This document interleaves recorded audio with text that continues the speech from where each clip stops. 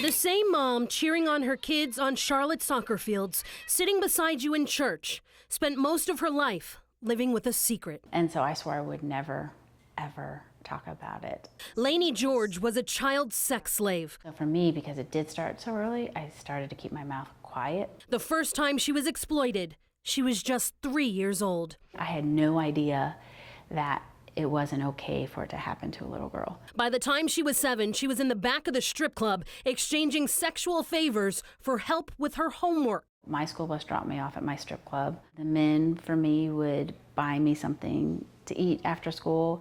They would start with helping me with my schoolwork, and then I would have to perform the sexual act for them. Hers is a story that's happening in the shadows of every corner of the Carolinas.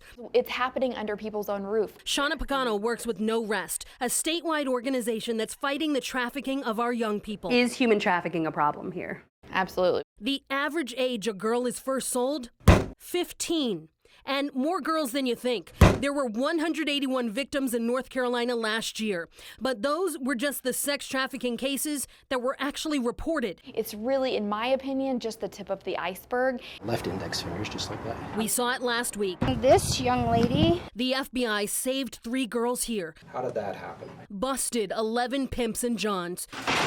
But if you think you know what sex trafficking looks like, Pagano says, think again. One of the misconceptions we're really working to try and eliminate is that traffickers are driving around in a white van full of puppies. So, Mr. King? They're so-called boyfriends, their grandparents running sex rings like a family business.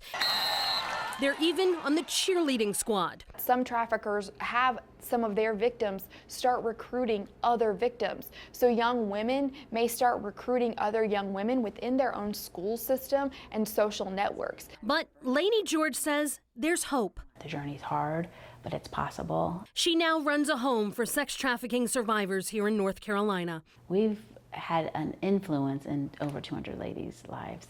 Girls, once sold, now saved. I will do this till I take my very last breath, until every woman knows that she's valued, accepted, and loved, and that her story doesn't end from her past.